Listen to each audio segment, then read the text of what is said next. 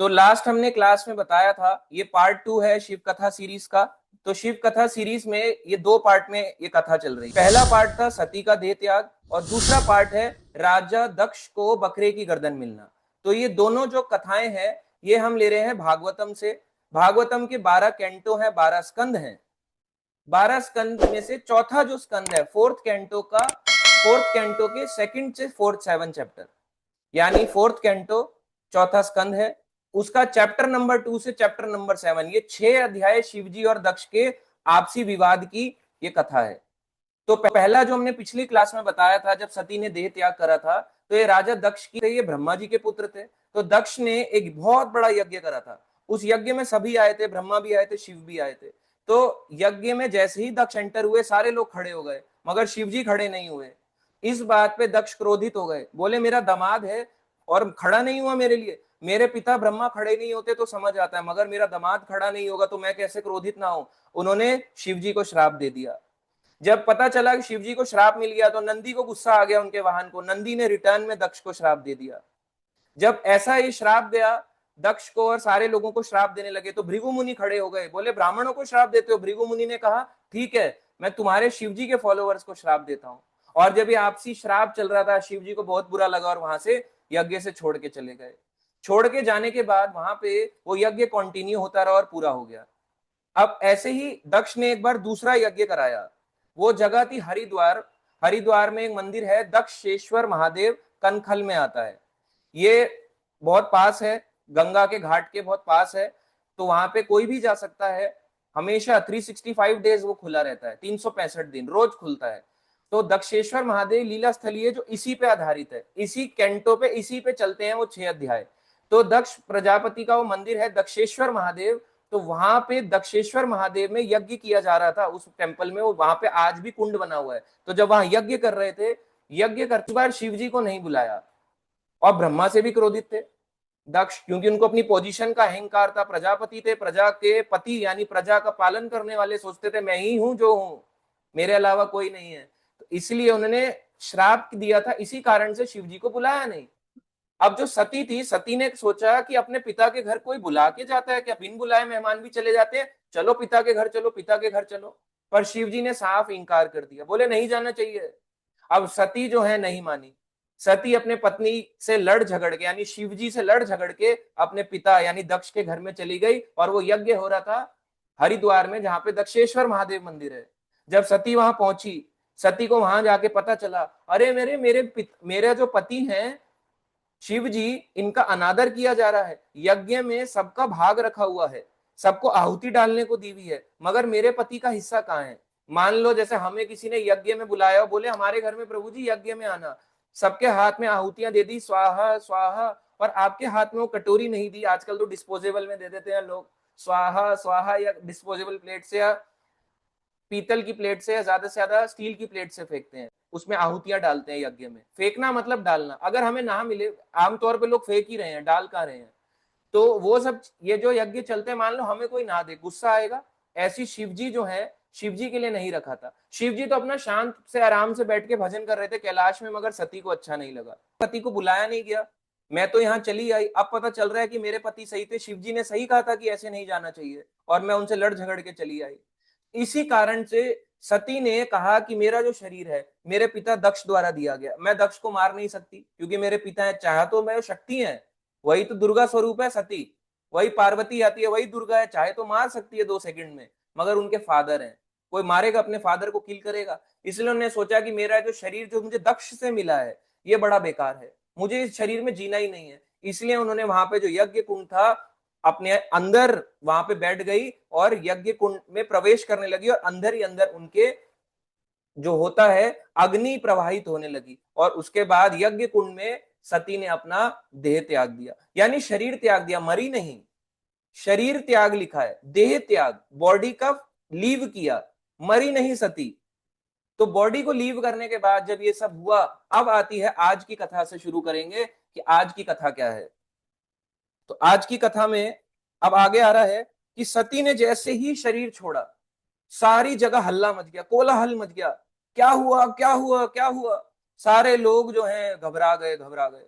सारे इधर उधर दौड़ने लगे, क्या हो गया सती को, क्या हो गया। पूरा ब्रह्मांड में ये बात फैल गई, पूरे ब्रह्मांड में, केवल अर्थ में नहीं, केवल हरिद्वार में नहीं, दिल्ली में नहीं, एनसीआर में नहीं, या उत्तराखंड और दिल्ली में नहीं, पूरे भारत में नहीं, पूरे वर्ल्ड में नहीं, पूरे ब्रह्मांड में ये बात फैल गई कि सती ने देह त्याग कर दिया, माता सती ने देह त्याग कर दिया। सारे परेशान हो गए। दक्ष जो था देखो कितना पत्थर दिल था, अपनी पुत्री जिसको सबसे ज्यादा प्रेम करता था, प्रेम करना भी भूल गया। आदमी दुश्मन में इतना सा भूल जाता है कि किससे वो प्रेम करता है ये भी याद नहीं रहता उसको। जब अहंकार ईगो बढ़ता है तो किससे वो प्रेम करता है वो भूल जाता है। सबसे ज्यादा दक्ष अपनी इसी पुत्री से प्यार करता था, अपनी इसी से प्रेम करता था, वो थी सती। पर क्योंकि जी की पत्नी थी, इसी कारण से दक्ष उनसे चिढ़ भी गया था। देखो क्या है, देखो कैसा होता है व्यक्ति की लाइफ, कैसे होती है, जिससे प्यार करता है उसी से दुश्मनी भी कर लेता है। आपको नहीं लगता कितना स्ट्रेंज है? अपनी ही पुत्री जिसको पाला पोसा बड़ा कर रहा है, सब कुछ कर रहा है, और उसी के प्रति स्टोन हार्टेड हो गया, पाषाण दिल हो गया। उसका पाषाण दिल, जिसको हिंदी में पाषाण यानी पत्थर दिल कहते हैं, ऐसा होने पे सती को उसने रोका तक नहीं। सती जो है वो चाहती तो रुक सकती थी, मगर पिता के कर्तव्य भी है कि वो उसको रोके, मगर नहीं रोका। बोले रुकेंगे नहीं, जाने दो इसको, क्योंकि ये शिवजी से संबंधित है। क्योंकि उसको अपना पुत्री और पिता वाला रिलेशन खत्म कर दिया उसने। बोले इसका कोई संबंध नहीं है, पहले दुश्मनी है फिर अपने सगे संबंधी है, दुश्मनी पहले निभानी है। शिवजी से मेरी दुश्मनी है।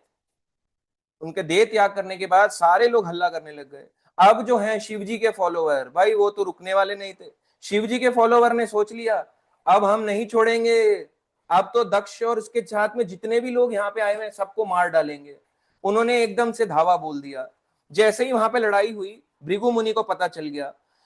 भृगु मुनि ने, यज्ञ की अग्नि होती है, अग्नि चल रही थी, वो जो वहां पे यज्ञ हो रहा था हरिद्वार में, उस यज्ञ अग्नि में भृगु डायरेक्शन में आहुति डाली, यूं करके, है ना, ऐसे ऐसे करके डालते, ओ स्वाहा स्वाहा ओम त्रिविक्रमाय स्वाहा, आहुतियां ली, आहुतियां डाली। जैसी आहुतियां डाली तो उसमें उसने मंत्र पढ़ते हुए करा, उसने वो मंत्र पढ़ते हुए आहुति डाली, जिससे यज्ञ को, यज्ञ में जो भी बाधा डालने वाले लोग हैं वो तुरंत मर जाएं। तो उसी समय रिभु नामक देवता प्रकट हुए। अब देखो, हमारे सनातन धर्म में कई लोग कहते हैं केवल 33 देवता हैं, 33 कोटि देवता हैं। अब ये आपने सुना रिभु नामक देवता, कभी सुना है रिभु नामक देवता? मगर ये भी प्रकट हुए। इनको क्यों प्रकट किया भृगु मुनि ने? बोले इनका काम क्या है, इनका काम है अगर यज्ञ में कोई बाधा डाले उसका नाश कर देना, सर्वनाश कर देना। और कौन नाश करने आ रहे थे यज्ञ को? शिवजी के फॉलोवर। क्यों आ रहे थे? क्योंकि माता सती ने शरीर का त्याग कर दिया था। और क्यों करा था? क्योंकि शिवजी का अपमान हो रहा था। तो ऐसे ये एक लूप चल रहा है, साइकिल चल रही है पूरी कथा की। समझ आ रहा है आप सबको क्या बात यहाँ पे कर रहे हैं? रिभु नामक देवता वहां पे प्रकट हुए। भृगु वहां पे अग्नि में आहुति डालते गए, आहुति डालने लगे, और उसी समय शक्तिशाली वो आ गए। ये जो रिभु नामक देवता है, भागवत में लिखा है, इनको जो शक्ति प्रदान हुई थी वो प्रदान हुई थी चंद्र देवता से। और रिभु जो है, इन्होंने अटैक किया। अटैक किससे किया? इन्होंने, जैसे हाफ बर्न्ड फ्यूल होता है, फ्यूल होता है ना, पेट्रोल हो गया, डीजल हो गया, आधा जला हुआ हो, पूरा ना जला हुआ हो, आधा जला हुआ, उससे अटैक किया। और शिवजी के फॉलोवर जो है इधर उधर भागने लग गए कि कहीं हमें मार ना डालें, क्योंकि रिभु देवता का काम ही क्या था? जो यज्ञ में आएगा उसका विनाश कर देना। ये सारे अलग अलग डायरेक्शन में भागने लगे शिवजी के फॉलोवर। बोले इनसे तो नहीं लड़ सकते हम, भागो इधर उधर भागो। उसके बाद वो सारे वहां से डिसअपियर, अप्रकट हो गए। अब जब ये लड़ाई चल रही थी सारे अप्रकट हो गए। आप देखो भागवतम क्या कहता है कि सती ने अपने शरीर का त्याग क्यों करा। इसका बहुत बड़ा कारण है, सती के देह त्याग करने का एक बहुत बड़ा कारण था, जिस वजह से देखो ये लड़ाइयां चल रही है।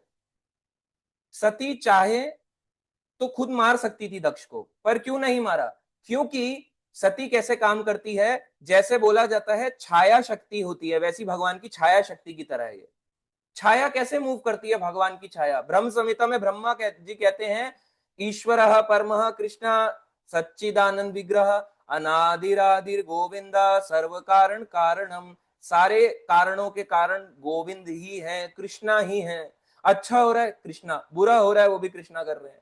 और वो किसी का बुरा चाहते नहीं है। हमारे पास्ट कर्माज ऐसे हैं जिस वजह से हम बुरा भोग रहे हैं। तो ये ऐसे काम करती है, कृष्णा की शक्ति छाया शक्ति की तरह है। छाया शक्ति ऐसे होती है जैसे मैं हूं और मेरी परछाई है, ठीक है, ये परछाई कहीं ना कहीं आप यहाँ पे आएगी, टेबल पे आएगी, लाइट यहाँ पड़ेगी तो यहाँ आएगी। तो छाया जैसे जैसे मैं अपने हाथ को ऐसे मूव करूंगा, वहां वहां मेरी छाया जाएगी। आप अपना अपना लाइट देखो, लाइट में आप जहां जहां शरीर को चलाओगे वहां वहां आपकी छाया जाएगी। वैसे ही जैसे ही कृष्णा बोलेंगे वैसे ही कृष्ण के कहने पे ही दुर्गा काम करती है, छाया शक्ति की तरह है। इसलिए चाहती तो ये मार देती, मगर भगवान नहीं चाहते थे कि ये दक्ष को मारे, और कितना गलत आचरण हो जाता, लोगों को कितनी गलत शिक्षा जाती कि बेटी तो अपने पिता की हत्या कर सकती है, इसलिए भी नहीं मारा। शिव जी को उस समय बहुत क्रोध आया। शिव जी जो कैलाश में बैठे हुए थे उन तक खबर पहुंच गई।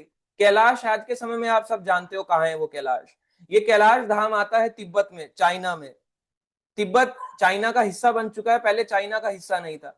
तिब्बत में कैलाश है, कैलाश पर्वत पे शिवजी बैठे हुए हैं, अपना आराम से भजन कर रहे थे भगवान का। मगर इमीडिएटली पता चला, एक बैड न्यूज आई, यानी कि माता सती ने देह त्याग कर दिया है। शिवजी को क्रोध आ गया, पर यह पता चलने पे कि माता सती ने भी देह त्याग कर दिया, और उनके फॉलोवर ने जो हमला किया, नंदी और सारे जो यक्ष वगैरह थे, जब उन्होंने हमला किया तो उस समय ये जो रिभु नामक देवता थे उन्होंने उनको भगा दिया। शिव जी को बहुत क्रोध आया। शिव जी ने क्या किया, ऐसे लग रहे थे जैसे आग जलती है, बिजली और आग का कॉम्बिनेशन, ऐसा हो गया शिव जी का शरीर। उन्होंने अपनी जटा को खोला, जटा को यूं करके फड़ाक करके उस पे मारा, जैसे एक हंटर होता है ऐसे करके मारते हैं, जैसे हंटर को जमीन पे मारते हैं, उन्होंने अपनी जटा को पृथ्वी पर पटका।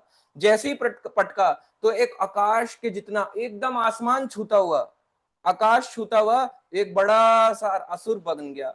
और वो असुर और कोई नहीं, वो था शिवजी के क्रोध का मूर्तिमान स्वरूप। शिवजी को जो क्रोध था अंदर, वो क्रोध एक फॉर्म, दो हाथ, हाथ पैर वाला फॉर्म लेके आ गया, जिसका नाम कहलाया वीरभद्र।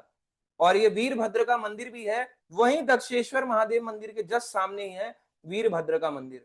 बहुत लोगों को ये कथा नहीं पता होगी कि ये जगह कहाँ पे आती है, ये कहाँ पे इसके दर्शन होते हैं। लोग हरिद्वार तो जाते हैं आमतौर पे, जो दिल्ली से जाते रहते हैं केवल नहाने धोने जाते हैं, मगर वो ये भूल जाते हैं कि ये भी भागवत का हिस्सा है, ये कोई साधारण चीज नहीं है जहां हम जा रहे हैं।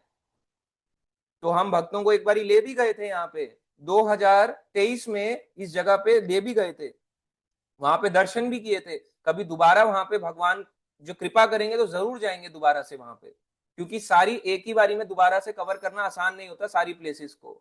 तो ये वहां पे दक्षेश्वर महादेव के सामने ही वीरभद्र मंदिर है। वीरभद्र प्रकट होगा, इतने खतरनाक असुर कि उनका शरीर जो था श्याम रंग का था, इतना ऊंचा शरीर, और ऐसा लगता था जैसे एक साथ तीन सूरज चमक रहे हो, एक नहीं दो नहीं तीन सूरज चमक रहे हो, इतना लाइट आ रही थी उसमें से।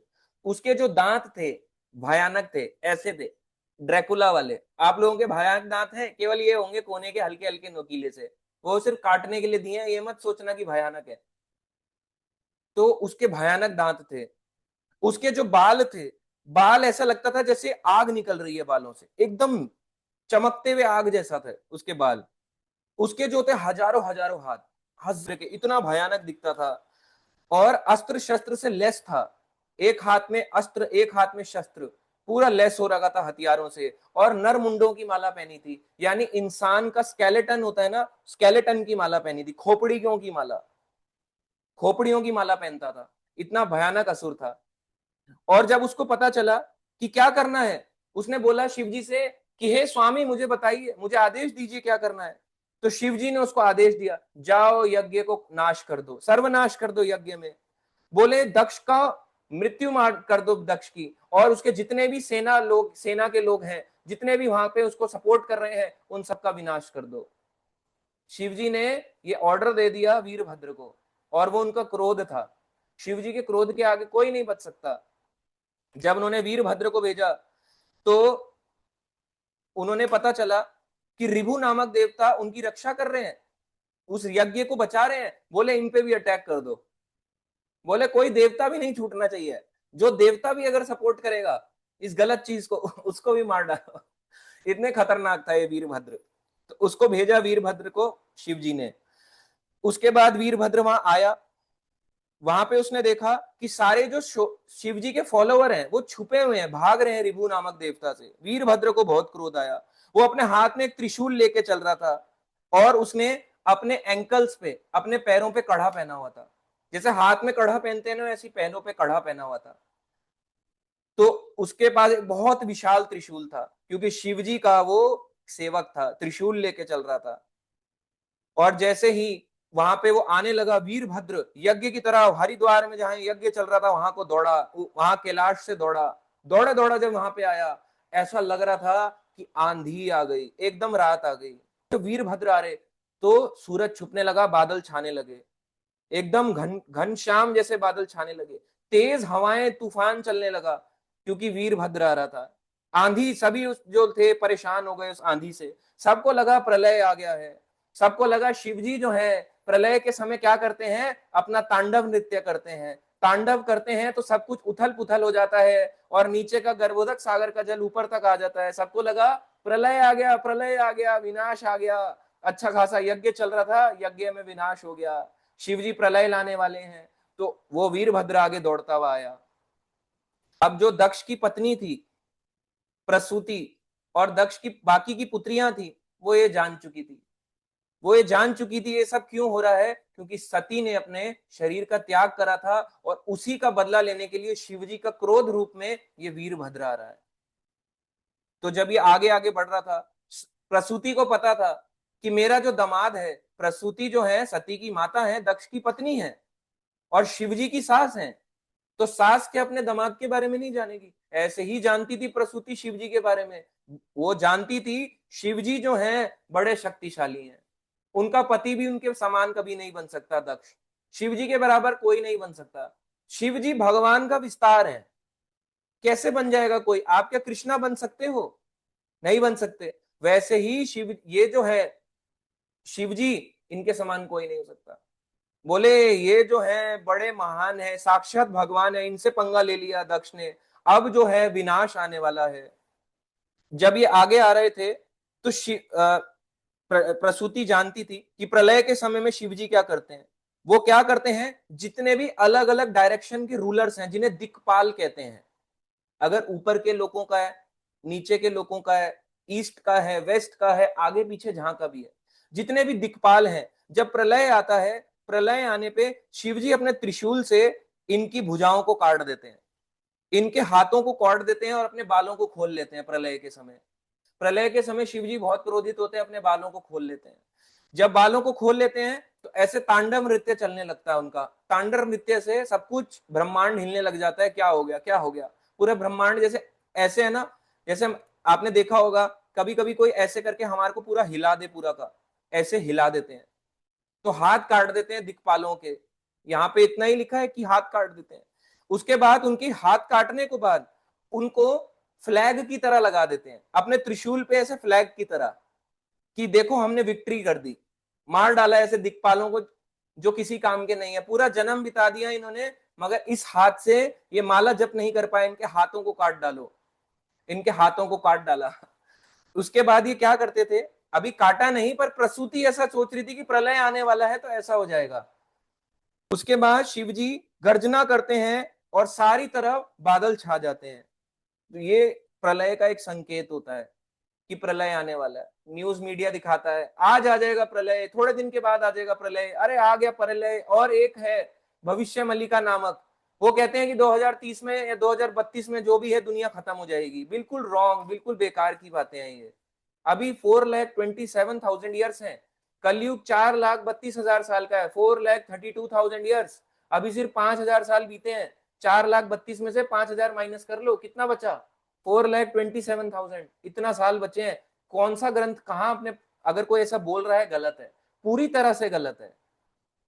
कोई ऐसा ग्रंथ नहीं कह सकता कि विनाश आने वाला है, प्रलय कब आने वाला है कब नहीं, ये सारी चीजें प्रिडिक्शन होती हैं, पहले से ही प्रिडिक्ट होती हैं क्या होने वाला है और क्या नहीं। हाँ, छोटी मोटी चीजें जो होती हैं उसकी प्रिडिक्शन भी कर सकते हैं, पर ये जो बड़ी प्रिडिक्शंस होती हैं सब पहले ही हो चुकी होती हैं। तो दक्ष जो था, अब जब ये सोच रहा था कि जैसे उसकी पत्नी सोच रही है, दक्ष समझ गया चारों तरफ से जो है, अब शकुन आ रहा है, ये अब शकुन के संकेत हैं कि बहुत बहुत बुरा होने वाला है।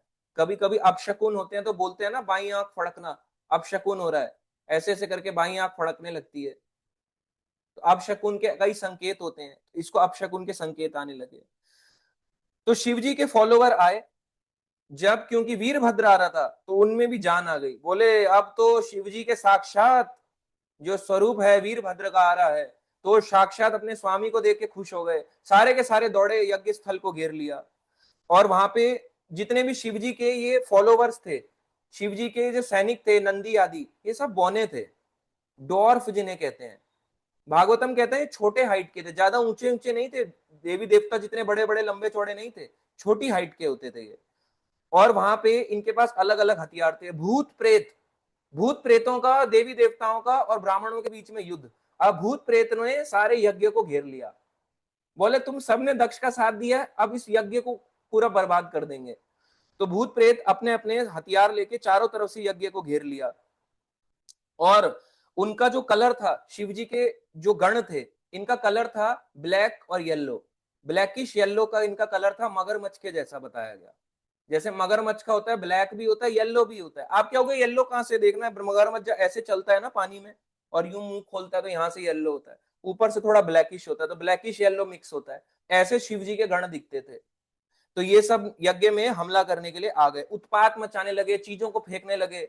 जैसे मान लो एक बड़ा घर में हवन चल रहा है, हवन चलते चलते अचानक से वो लोग आ गए जिनका हमने अपमान किया था, उन लोगों के फॉलोवर आ गए और यज्ञ को तहस नहस करने लग गए।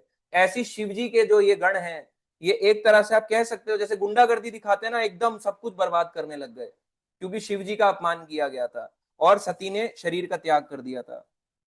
उसी समय यहाँ पे मणिमान का नाम का एक शिव जी का गण था, उसने भृगु को बंदी बना लिया।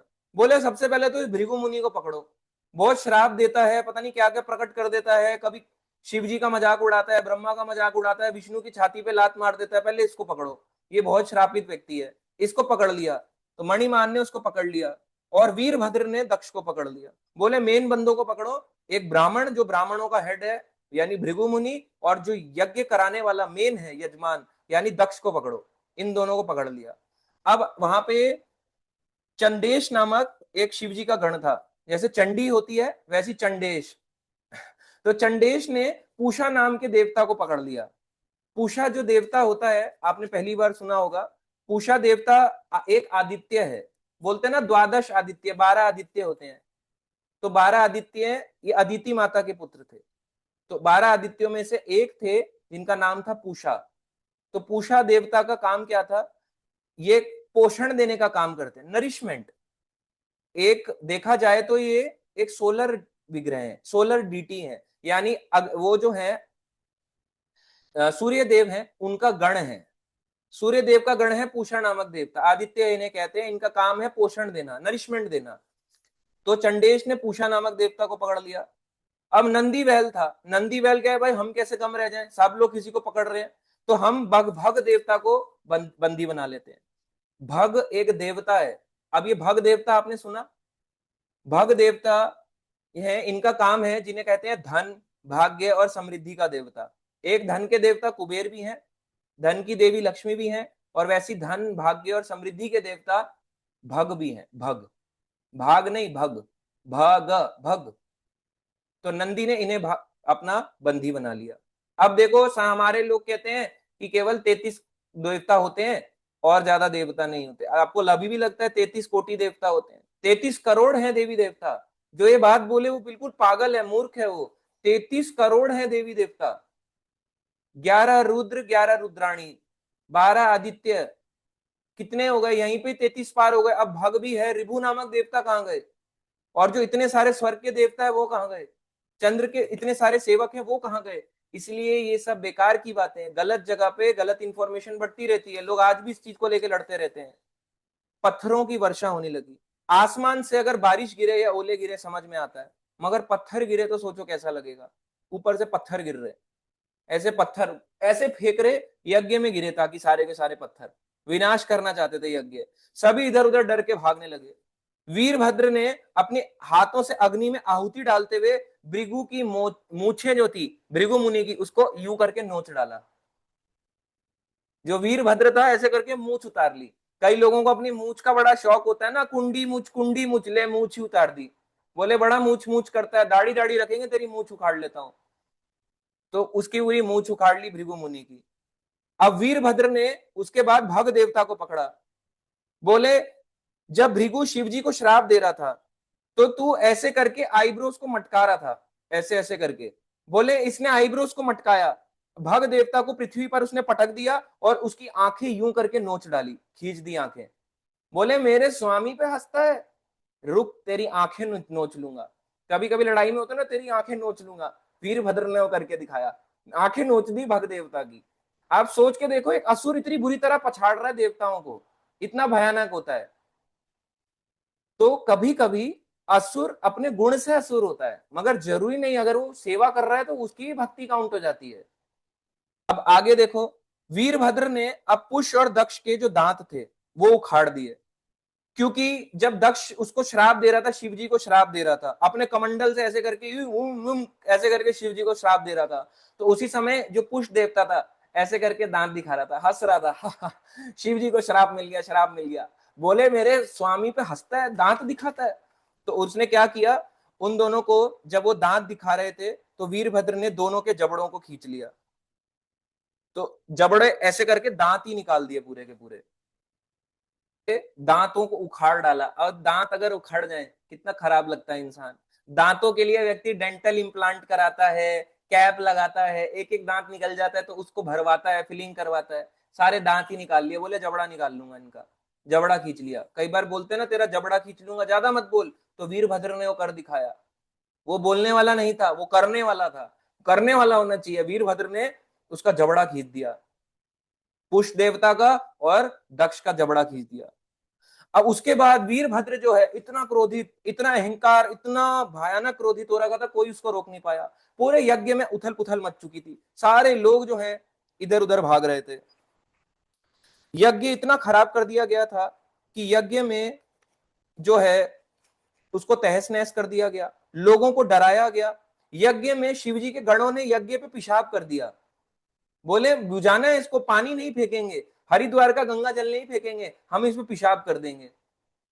टॉयलेट कर दिया, सोचो यज्ञ पे, उसको बर्बाद कर दिया। असुर ऐसे ही होता है, पागलों की तरह वर्क करता है। तो उन्होंने यज्ञ को पूरा का पूरा वो कर दिया खराब। आपने सोचो आज के समय में ऐसे लोग हैं, ऐसे असुरी, पर वो शिवजी के कारण ऐसा कर रहे थे कि माता सती के लिए वो सेवा कर रहे थे। तो उन्होंने ये सारा काम किया।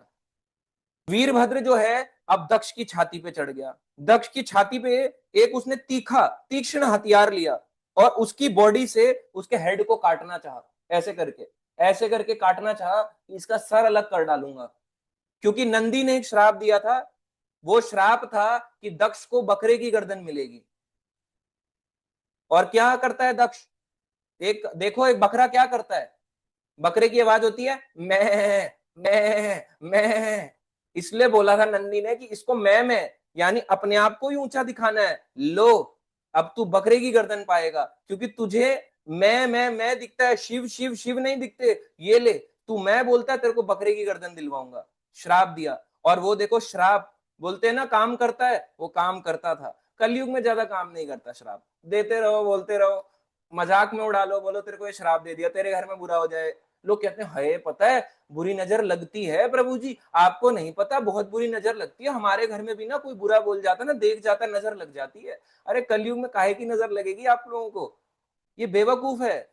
कलयुग में कोई किसी को नजर नहीं लगा सकता। अगर मैं आपको गंदी तरह देख रहा हूं, क्या नजर लग गई आपको, आपका घर का विनाश हो जाए। प्रभु जी की अग्नि आई आंखों से और इनके घर का विनाश हो गया, सब बेकार की बातें हैं। मेरे देखने से आपके घर का विनाश नहीं हो सकता, मेरे बोलने से आपके घर का विनाश हो जाए, कुल नष्ट हो जाए, कुछ नहीं होगा। सब मस्त जिएंगे, उल्टा ज्यादा ही ना खा के जी रहे हो। तो ये सब बेकार की बातें। कलयुग में किसी को कोई श्राप नहीं लगता, टेंस फ्री रहो। कलयुग में छूट है श्राप, कोई इतना पवित्र नहीं बचा कि श्राप दे डाले। और जो इतने पवित्र हैं वो श्राप ही नहीं देंगे। उनको क्या जरूरत है श्राप देने की, प्रभुपाद जैसे भक्तों को, महान वैष्णवों को देने की, महाराज जैसे महाराज है उनको श्राप देने की, उनको कोई जरूरत नहीं। क्या करेंगे पागल लोगों को श्राप देके, वैसे ही इतना भुगत रहे हैं, उनको पता है, इसलिए वो श्राप भी नहीं देते और कहते भुगत लो जाओ। एक तरह के श्राप कभी कभी देखा जाए तो कृपा का काम करता है। श्राप मिला तभी तो दक्ष को बकरे की गर्दन मिली और तभी तो यज्ञ वो आगे कर पाया, ये आगे पता चलेगा। श्राप भी कभी कभी कृपा हो जाती है।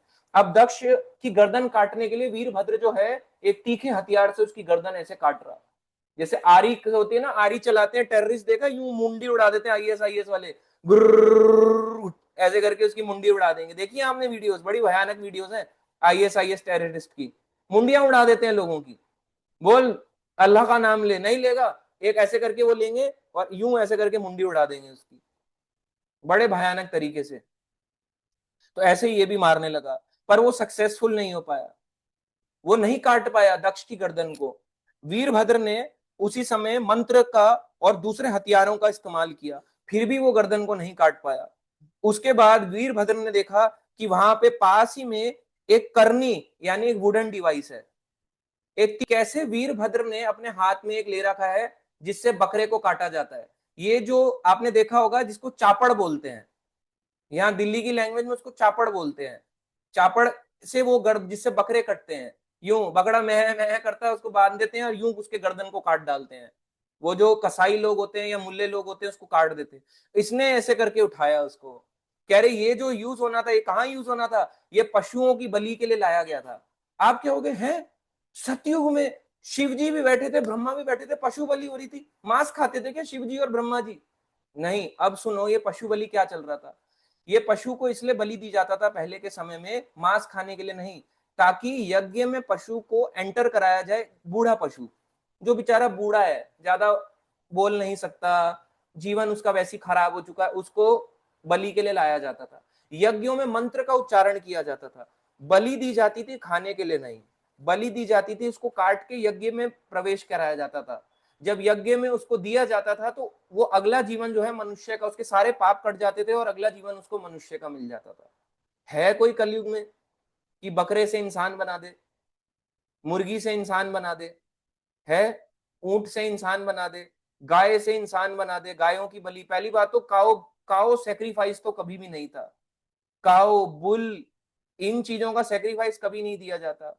बैल धर्म का प्रतीक है, गाय माता है, इनकी बलि कभी नहीं दी जाती। यहां तक कि भैंस की भी बलि दी नहीं जाती, भैंस की भी कभी बलि नहीं दी जाती कि भैंस खा लो गाय तो नहीं खा रहे। ये क्या बात हुई, बोले हम ना भेड़िया नहीं खाते, हम कुत्ता खा जाते हैं। अरे क्या फर्क पड़ता है, भेड़िया और कुत्ता, दांत तो दोनों के थोड़ा ही सही तो फर्क है, खा लो भेड़िया भी खा लो। इसलिए कलयुग में कोई इतना शक्तिशाली नहीं कि जो अपने शक्ति से किसी को मनुष्य बना डाले, कोई नहीं। कोई बोले हम हैं मैं करके दिखाऊंगा, ये सब ढोंगी है, पाखंडी ब्राह्मण है। कलयुग में ऐसे जो ब्राह्मण है जो इस तरह के यज्ञ करते हैं, जानवरों की बलि देते हैं, ये सब पिछले जन्म में असुर थे। कलयुग में जितने भी ब्राह्मण हैं, दोबारा सुनिए, जितने भी कलयुग में ब्राह्मण हैं, जो कास्ट ब्राह्मण हैं, जो ये कहते हैं हम मंदिरों में सेवा कर रहे हैं और जानवरों की बलि देके उसको खा जाते हैं, ये सब पिछले जन्म में असुर रह चुके हैं। इसलिए दोबारा ये ब्राह्मण परिवारों में जन्म लिए हुए हैं और जन्म लेते हुए ये सब अपने स्वाद के लिए एक पशु की हत्या करते हैं और बोलते हैं ये यज्ञ चल रहा है, माता को या शिव जी को, काल भैरव को हमने बलि भेंट चढ़ाई है और वो इसको खाएंगे। ये सब बेकार की चीजें, ये केवल अपनी संतुष्टि के लिए, इस जीव की संतुष्टि के लिए। जीव को कितना भी सेटिस्फाई कर लो मजा नहीं आएगा। इस जीव में अगर आप कुछ भी डालो ये और टेस्ट मांगेगा। आज मसाला खाओगे कल और तेज मसाला मांगेगा, और तेज मांगेगा, और तेज मांगेगा। जब तक शरीर साथ देना ना बंद कर दे इस जीव का स्वाद नहीं जाएगा। जीव के स्वाद के लिए खाते हैं। तो ये सब जो भी हैं ये सब असुर हैं। तो वीरभद्र ने वहां पे उसको लिया चापड़ को, जिसको करनी कहते हैं या वुडन डिवाइस कहते हैं, जो पशु बलि के लिए रखा हुआ था, पशुओं को मारने के लिए कि खाने के लिए नहीं, बलि देके उनको यज्ञ में नया शरीर दिलवाने के लिए, जो कलयुग में हो नहीं सकता। तो उस समय पे ऐसा होता था, एक बूढ़े जानवर को नया शरीर मिल जाता था, मनुष्य भी बना दिया जाता था, उसके पुराने पापों को काट दिया जाता था। तो वीरभद्र ने दक्ष को पकड़ा, दक्ष को पकड़ने के बाद यूं ऐसे उसकी गर्दन ली, जैसे बकरे को पकड़ते हैं ना, बकरा कुछ मतलब छटपटाता है, कुछ कर नहीं सकता, ऐसे करके उसकी गर्दन पे मारा और उसकी गर्दन को अलग कर दिया। और सभी बोलने लगे बोलो वीरभद्र की जय, हर हर महादेव, हर हर महादेव, सारे चिल्लाने लगे। बोले मार डाला मार डाला। अब सारे एकदम हाहाकार मच गया, बोले दक्ष मर गया दक्ष मर गया। अरे जिसने यज्ञ कराया उसी को ही मार डाला, जिसने यज्ञ की शुरुआत करी थी, जो मेन व्यक्ति था। शिव जी को जब ये पता चला, अपने फॉलोवर्स थे, शिव जी को पता चला, बोले शिव जी वो बहुत आनंदित हुए, बहुत प्रसन्न हुए शिव जी कि दक्ष की गर्दन काट दी वीरभद्र ने। आप बोलोगे ये कैसी क्रूरता है शिव जी की, शिव जी तो बड़े दयालु हैं, तो वो गलत काम क्यों कर रहे हैं? देखो, अत्याचार होने अत्याचार जो है करना पाप है, मगर सहना और बड़ा पाप है। ये अत्याचार था। उसकी पत्नी थी, जो थी शिवजी की पत्नी थी सती, अपने पिता के घर गई, पर वो इतने स्टोन हार्टेड, इतने खराब दिल के थे कि अपनी पुत्री के मर जाने पे भी उन्होंने यज्ञ को बंद नहीं किया।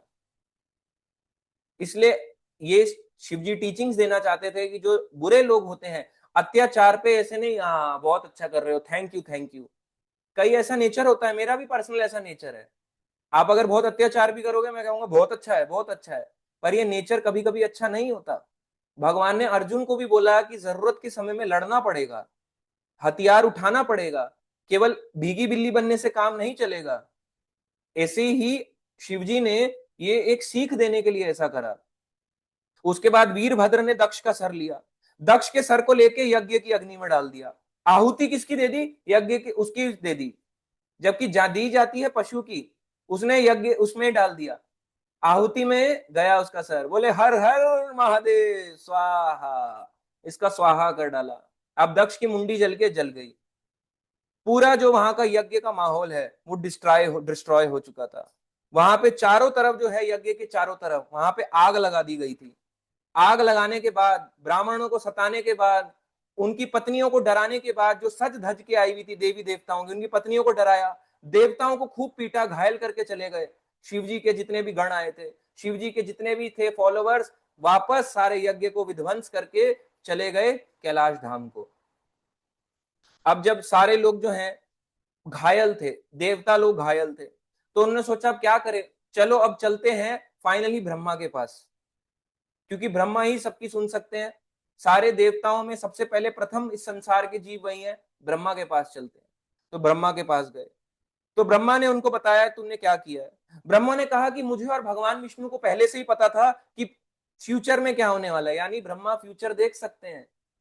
ब्रह्मा विष्णु महेश कुछ ऐसे देवी देवता हैं जिन्हें फ्यूचर दिख जाता है, ब्रह्मा भी फ्यूचर देख सकते हैं। बोले हमें पहले से ही पता था, इसलिए हम यज्ञ में आए नहीं, हमें पता था ये होगा। फिर ब्रह्मा ने कहा ऐसा इसलिए हुआ है, तुमने एक महान वैष्णव के प्रति अपराध कर दिया है। वैष्णव एक महापुरुष होता है, जैसे शिवजी हैं। बोला गया वैष्णव नाम यथा शंभु, यानी वैष्णवों के सबसे परम है, एक कोई साधारण वैष्णव नहीं, सबसे परम वैष्णव के प्रति आपने अपराध किया है। बोले आपका तो वैष्णव अपराध लगा है, ये आपके अपराध की आपको सजा मिली है। इसलिए वैष्णवों का अपराध सबसे महाअपराध, सबसे घोर अपराध ही वैष्णव अपराध होता है। इस संसार में सारे पापों को काट सकते हैं, मगर वैष्णव अपराध को नहीं काट सकते। वैष्णव अपराध को आप सोचो कि केवल भक्ति करूंगा कट जाएगा, देखो कट तो जाएगा, मगर जिसके प्रति किया उसके प्रति माफी मांगने से ही जाता है, और वो हमारे को एक्सेप्ट कर ले। और अगर सामने वाला एक्सेप्ट ना करे तो उसको अपराध लग जाएगा।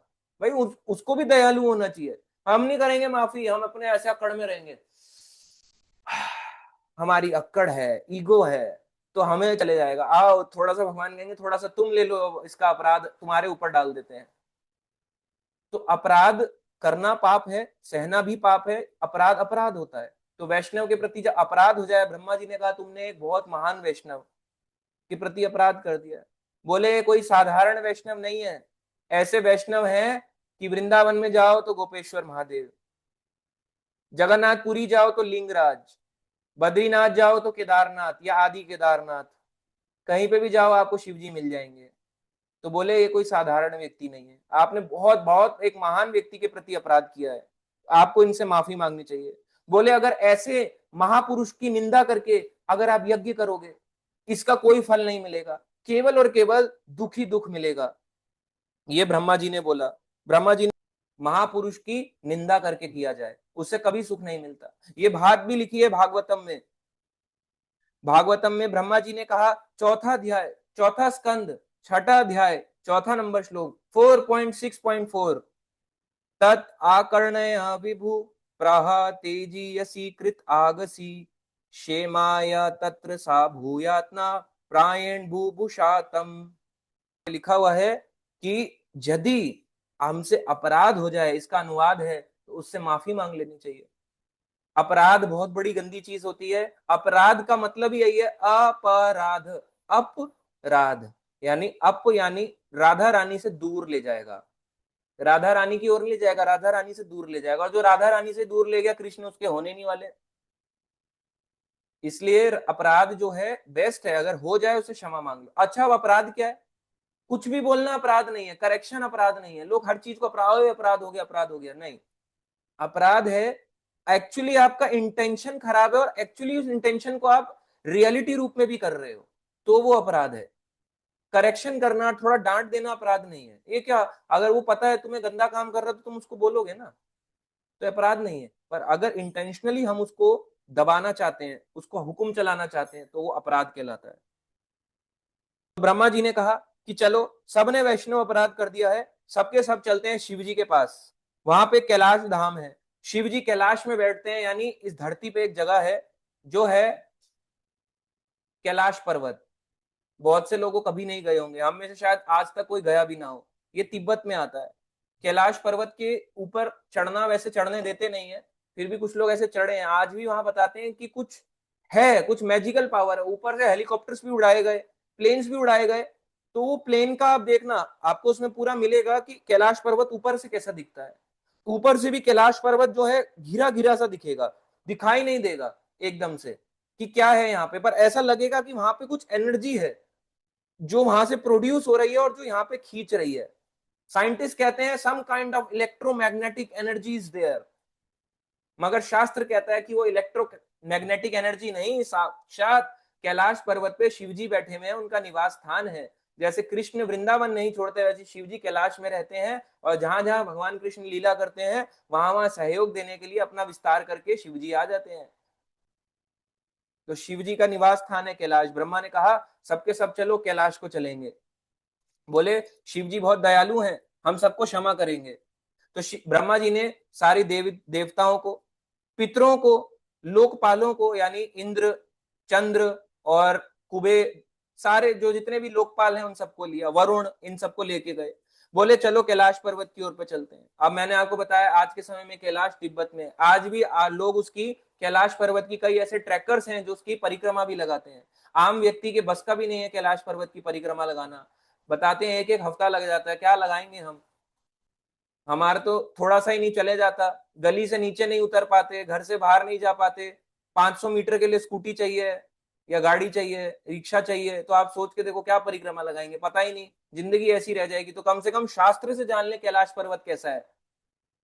प्रभुपाद जी लिखते हैं कि 14 श्लोक कैलाश पर्वत के ऊपर बताया गया कि भगवान शिव का कैलाश धाम कैसा है। ये 14 श्लोक भागवत के बताते हैं। ये 14 श्लोक हैं, चौथा स्कंद, छठा अध्याय, 9वें नंबर श्लोक से 22वें नंबर श्लोक तक, fourth canto, chapter 9, shloka number 9 से लेके 22। ये 14 श्लोक बताते हैं कि शिवजी का कैलाश धाम कैसा दिखता है। तो आइए, तो वहां पे बताया गया कैलाश धाम के बारे में, जन्म औषधि तपः मंत्र योग सिद्धि नर इतरै जुष्टम किन्नर गंधर्वै अप्सरोभिवृतम सदा। बोले कैलाश नामक एक पर्वत है, भागवतम में आता है कि कैलाश में एक पर्वत है, कैलाश पर्वत, वहां पे जड़ी बूटियां हैं, बहुत सारी वनस्पतियां हैं वहां पे। वहां पे वैदिक मंत्रों और योगाभ्यास के लिए लोग वहां जाते हैं, वैदिक मंत्रों का उच्चारण चलता रहता है। और बोलते हैं वहां पे जो जन्म लेता है कैलाश में, वो जन्म से ही देवता होता है। उसको देवता बनने की जरूरत नहीं है, अलग से मेहनत करने की जरूरत नहीं है, वो जन्म से ही वहां देवता है।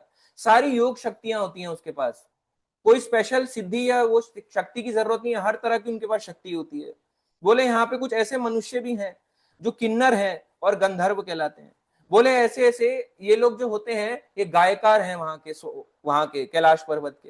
ये वहां पे अपनी स्त्रियों के साथ रहते हैं, और वहां पे अप्सराएं भी होती हैं कैलाश पर्वत पे।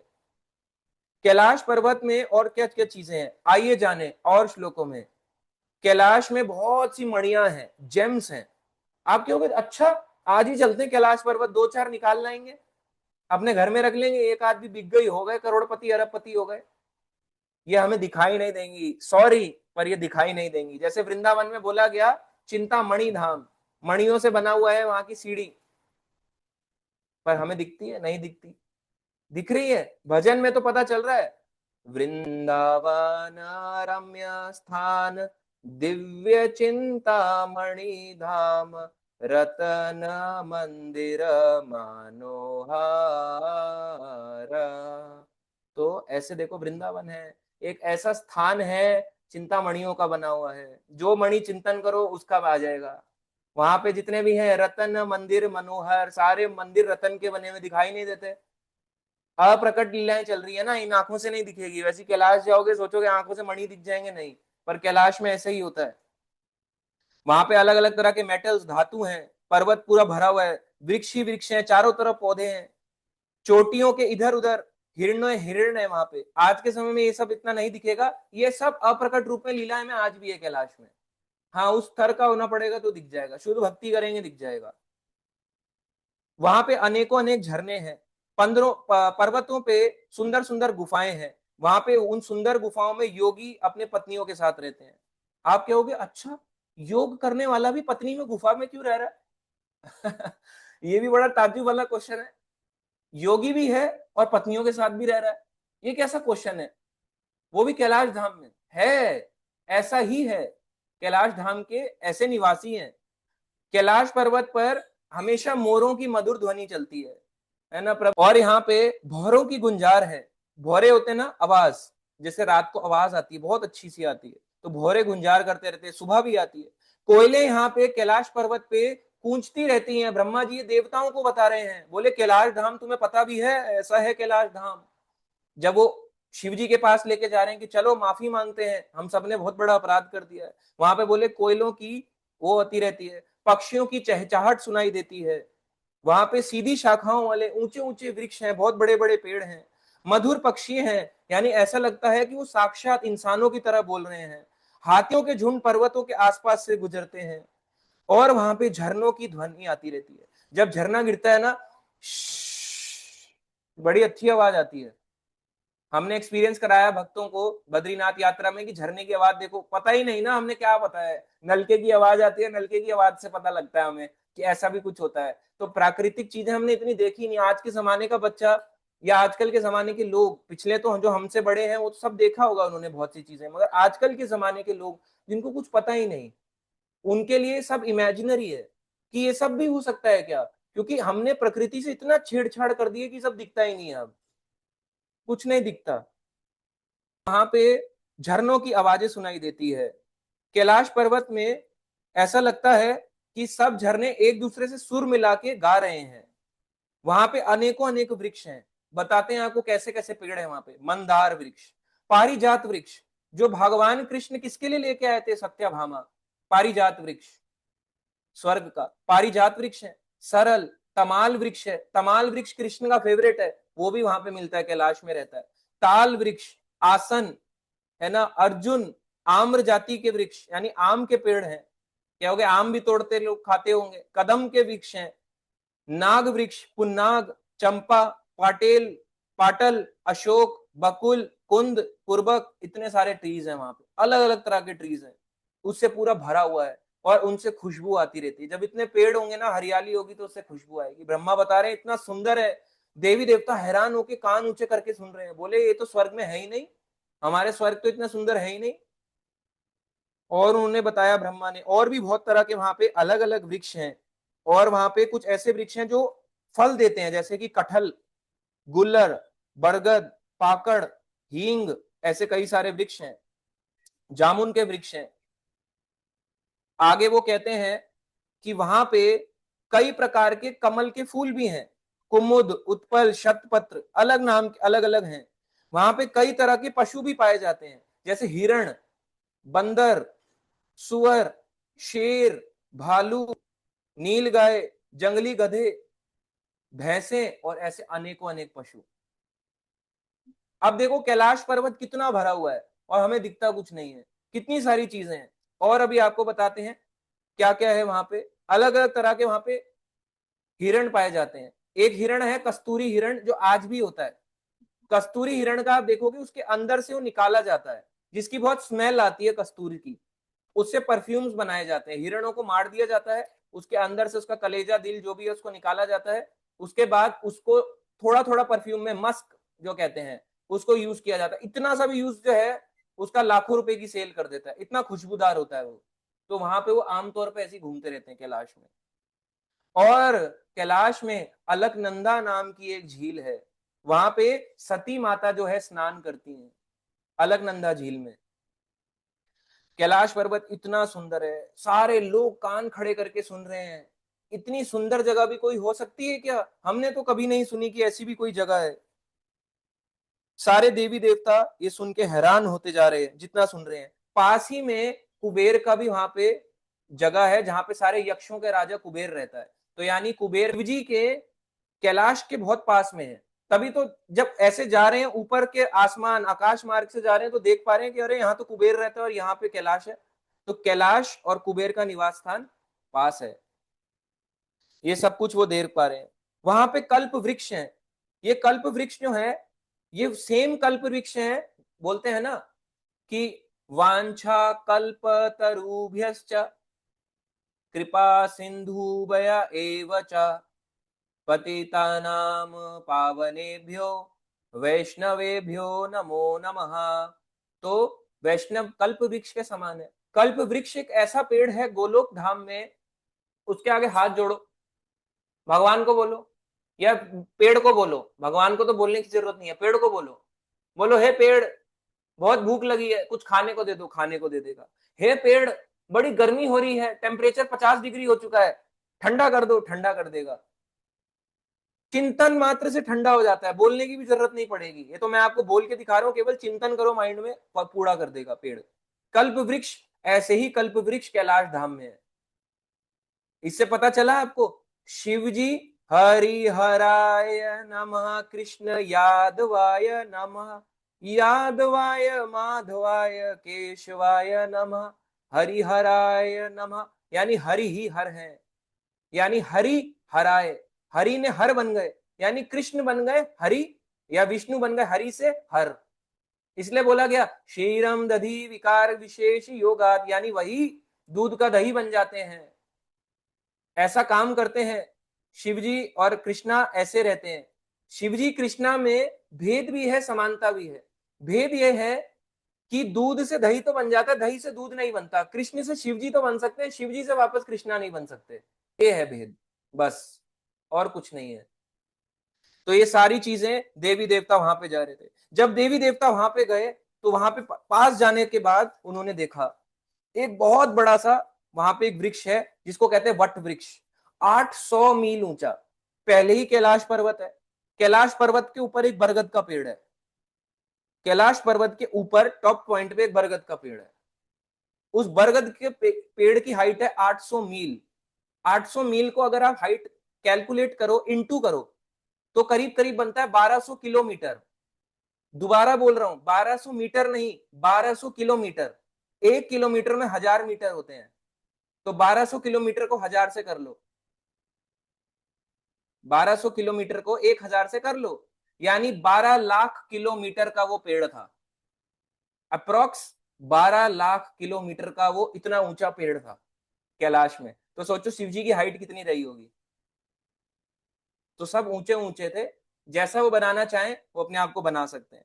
तो वहां पे पेड़ था, उसकी शाखाएं चारों ओर, बरगद का पेड़ जो होता है घना होता है, फैली हुई थी, कई मीलों तक फैली हुई थी। छोटा घर पेड़ नहीं, इतना बड़ा ऊंचा पेड़ है, चारों तरफ उसकी वो फैली हुई थी।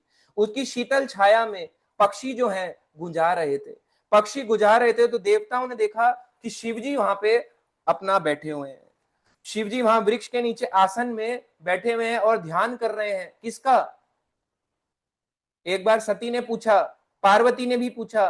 पार्वती ने पूछा हे शिव जी आप किसका ध्यान करते हो, है ना, हमें पता नहीं आप किसका ध्यान करते हो, आंखें बंद करके बैठे हो, कैसे हो, योग निद्रा में हो, क्या हो, मुझे समझ नहीं आता, किसका ध्यान चल रहा है आपके माइंड में। मैं कुछ बोल रही हूँ, मैं अपनी सुंदरता दिखा रही हूँ, आपको मेरी सुंदरता ही पसंद नहीं आ रही। कई बार ऐसे होता है, पत्नी कहती है देखो ना मैं कितनी सुंदर लग रही हूँ, पति कहता है मुझे पसंद, बहुत अच्छा बहुत अच्छा, बिना बात के बिना देखी तारीफ करता है। इसका मतलब उसके माइंड में कुछ उससे भी हाई चल रहा है। ऐसी शिवजी है स्वयं भगवान भी और सबसे महान वैष्णव भी। शिवजी ने बोला आराधना नाम सर्वेशम विष्णुर आराधना नाम परम, यानी बोला सारी आराधनाओं में से सबसे परम आराधना है विष्णु की आराधना, और मैं उन्हीं पे अपना ध्यान लगाए बैठा हूं। मेरे पास कुछ काम ही नहीं है, मेरे उन पे ध्यान लगाता हूँ। देखो मैंने अपना घर बार भी नहीं जोड़ा हुआ, मैं इसलिए वैराग अवस्था में रहता हूँ क्योंकि मुझे कुछ नहीं चाहिए संसार से। मुझे क्या चाहिए? मुझे विष्णु चाहिए, मुझे कृष्णा चाहिए। और हमारी दुनिया उल्टी चलती है, हमारी दुनिया भौतिकता मांगती है। शिव जी जो भौतिकता देने वाले हैं वो खुद भौतिक नहीं है, खुद वो वैराग में जी रहे हैं और लोगों को उनसे इच्छाएं पूरी करानी है। क्या आप शिव जी के फॉलोवर हो? फॉलो करो ना, इस तरह से रहो, घर द्वार को छोड़ के रहो। अपनी पत्नी सुंदर भी लग रही है मत देखो, बोलो नगनी रही, पर वो फिर बताएगी थोड़ी देर के बाद क्या हाल करेगी देखना, अगर तारीफ नहीं करी तो। इससे पता चल जाता है हमारी स्थिति है ही नहीं शिव जी वाली, नकली है हम। यही बात सच है, हम नकली हैं, एक्सेप्ट करना पड़ेगा। हम अभी हमारी इतनी ऊंची स्थिति नहीं है। नकली का मतलब ये मत बोले हम शिव जी जैसे हैं। हाँ, थोड़ा बहुत बोल दिया जाता है, पर बिल्कुल हमारी स्थिति अभी वो नहीं है, बहुत ऊंची स्थिति है, सोच भी नहीं सकते। की माला पकड़ रखी थी, रुद्राक्ष की माला ले रखी थी शिव जी ने, और इसको कहते हैं वीर आसन। और राइट पैर उनका कहां था? नीचे को। आप शिव जी की कोई भी फोटो देखोगे उनका एक पैर नीचे दिखेगा। पद्म आसन नहीं था, वीर आसन था। यानी उनका राइट पैर नीचे, लेफ्ट पैर इसके ऊपर है, लेफ्ट पैर राइट के ऊपर, राइट पैर नीचे की तरफ जमीन की तरफ पॉइंट करता हुआ, लेफ्ट हाथ लेफ्ट घुटने के ऊपर यानी लेफ्ट जंघा के ऊपर, और राइट हाथ में रुद्राक्ष की माला। और वीर आसन में वो बैठे थे और उंगली उनकी थी तर्क मुद्रा में। ये तर्क मुद्रा होता है। तर्क मुद्रा में प्रभुपाद जी लिखते हैं एक अन्य महत्वपूर्ण शब्द है तर्क मुद्रा। ये लिखा है भागवतम के चौथा स्कंद छठा अध्याय 38 नंबर श्लोक के तात्पर्य में 4.6.38। प्रभुपाद जी कहते हैं तर्क मुद्रा क्या है। प्रभुपाद जी कहते हैं इसमें उंगलियां खुली रहती हैं, दूसरी उंगली को भुजा के सहित ऊपर उठाया जाता है, ऐसे अपने हाथ को ऐसे करके ऊपर उठाया जाता है, जिससे श्रोताओं पर विषय वस्तु पर प्रभाव पड़े। यानी ऐसे करके चैंट कर रहे थे रुद्राक्ष की माला पे, ऐसे उंगलियां खुली थी, ऐसे चैंट कर रहे थे, और एक ये उंगली ऐसे थी, ये पॉइंट कर रहे थे। क्या कर रहे हैं? हरे कृष्णा कृष्णा कृष्णा हरे हरे, हरे रामा राम राम हरे हरे। उनका हाथ ऐसे था, उंगलियां खुली थी, और हाथ जो है इस तरह से पॉइंट आउट कर रहा था। कभी ऐसे बैठते हैं, कभी ऐसे रहते हैं। हाथ में माला ली हुई थी रुद्राक्ष में, तो इससे पता चलता है हाथ चैंटिंग लेफ्ट हाथ से नहीं राइट से करी जाती। ऑब्वियसली अगर किसी का राइट हैंड नहीं होगा तो लेफ्ट से करेगा, पर इसलिए बोला जाता है राइट हैंड से चैंटिंग करी जाती है। सीधे हाथ से सीधे काम, उल्टे हाथ से उल्टे काम। तो अगर आप लेफ्ट हैंडी भी हो तब भी राइट से चैंट करनी है। ये मत बोल देना मेरा लेफ्ट हैंड ही मेरा सीधा हाथ है। राइट हैंड, दायां हाथ यही माला करने के लिए बना है। दायां हाथ लेफ्ट हैंड से नहीं करा जाता, ये शौच के लिए यूज होता है, टॉयलेट के लिए यूज करते हैं लोग इसको। अगर आप नहीं भी करते, बहुत सिस्टमेटिक भी चलते हैं, टॉयलेट पेपर भी यूज करते हैं तो भी कोई दिक्कत नहीं, फिर भी ये शौच के लिए यूज होता है, ये सारी चीजों के लिए, भक्ति के लिए यूज होता है। तो ऐसे चैंटिंग कर रहे थे शिव जी, और ध्यान लगाए हुए थे विष्णु का, और हाथ में माला जप करके जब कर रहे थे हरे कृष्ण महामंत्र का। शिव जी किस पे बैठे थे? देवताओं ने देखा पेड़ के नीचे ऐसे मुद्रा में वीर आसन में बैठे हुए जप कर रहे हैं, और जिसपे बैठे हैं वो है मृग चर्म, यानी हिरण की चमड़ी है। हिरण को मार के नहीं, मरे हुए हिरण की चमड़ी है, उसके ऊपर बैठे हुए थे। उसके ऊपर बैठ के तपस्या कर रहे थे। शरीर पर राख लगाई हुई है, शमशान की राख लगाई हुई है। ऐसा लग रहा था जैसे शाम के बादल हो जाते हैं बारिश वाले, बारिश आने वाली है, ऐसे दिखाई दे रहे थे शिव जी। और उनकी जटाओं में अर्धचंद्र था, अर्धचंद्र, आधा चंद्रमा शिव जी की जटाओं में था। और आज इस आधे चंद्रमा को मुस्लिम्स भी पूजते हैं, जिसको कहते हैं क्रेसेंट मून, ईद का चांद।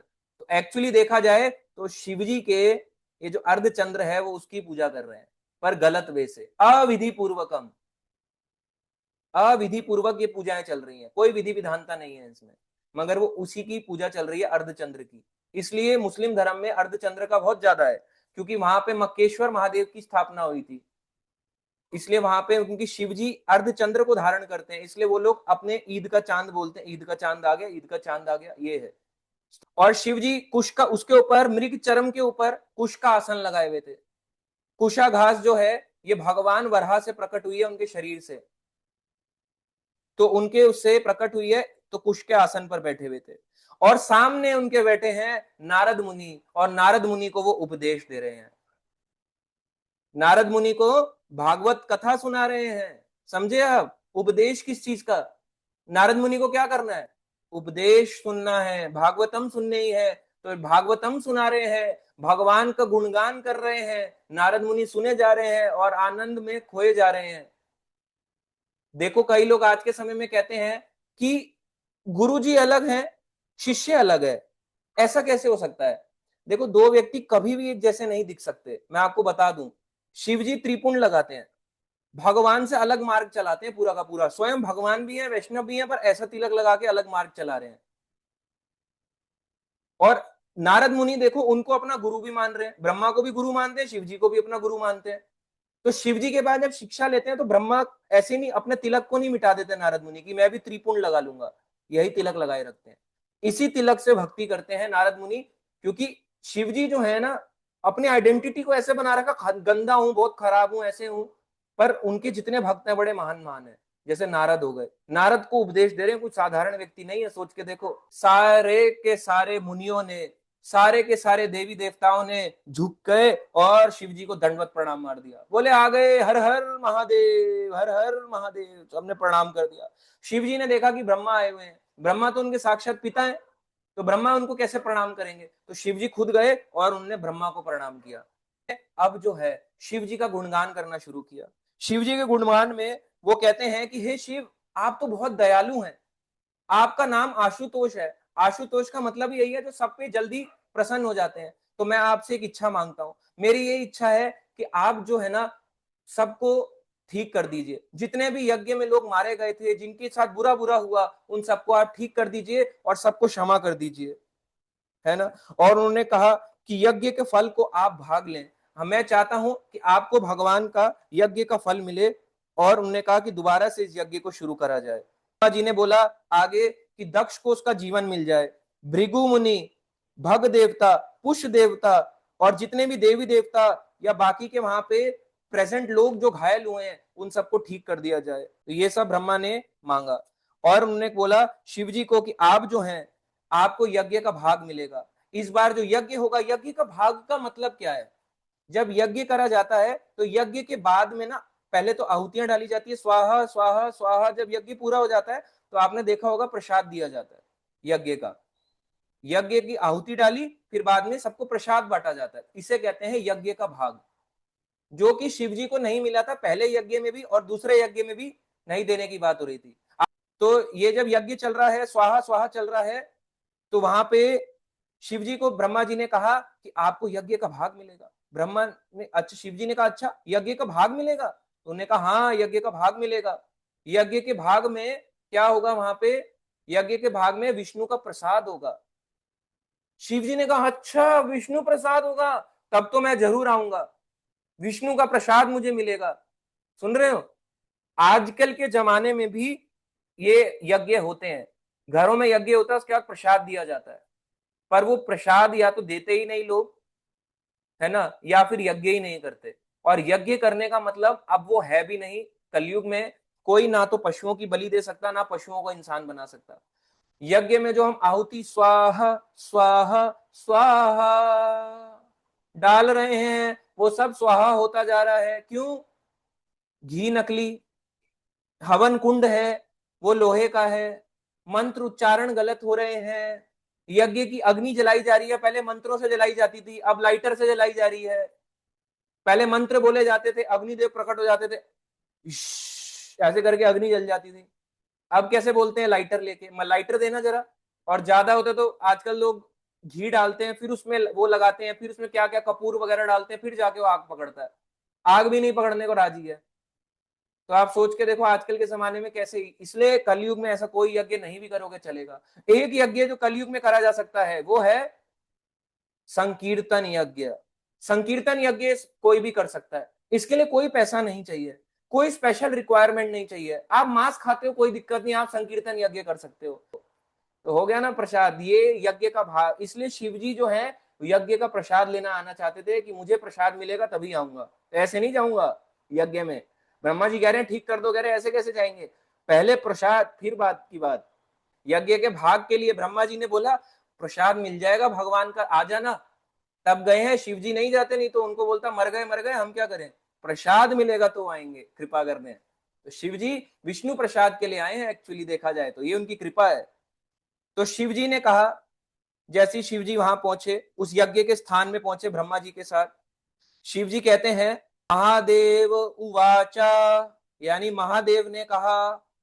तो महादेव यानी शिव जी कह रहे हैं, चौथा स्कंद 7वां अध्याय 2 नंबर श्लोक, वो कहते हैं ना अघम प्रजा ईशा बाला नाम वर्णये ना अनुचिंतये देव माया अभिभूता नाम दंड तत्र धृता मया।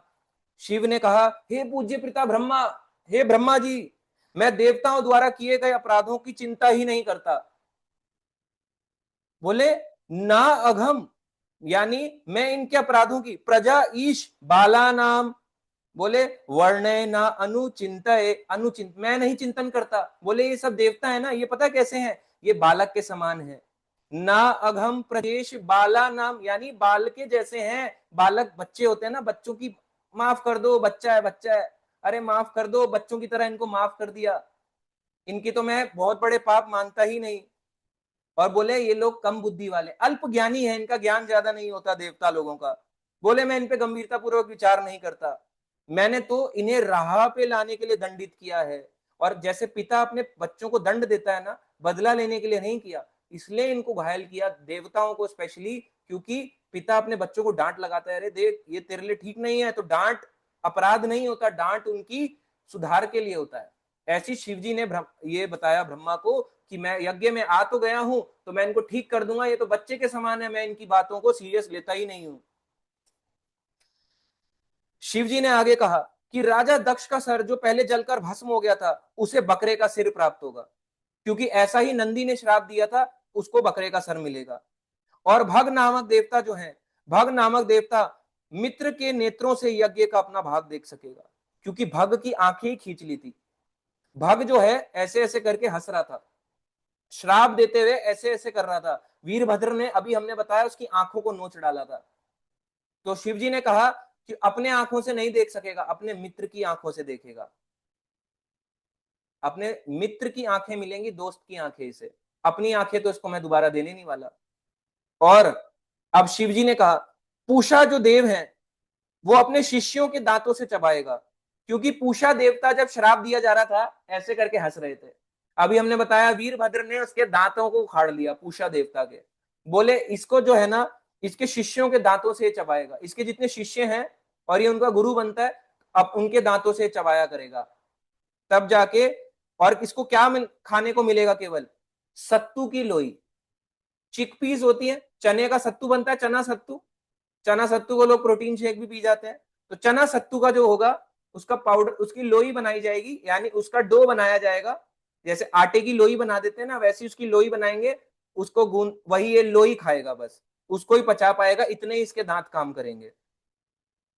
और बोला जितने देवी देवताओं ने मेरा यज्ञ भंग करना स्वीकार किया, स्वीकार कर लिया है कि वो गलत थे, उन सब की चोटों से मैं उनको स्वस्थ कर दूंगा, यानी जो अपनी गलती मान चुका है उनकी सारी चोटों को मैं ठीक कर दूंगा।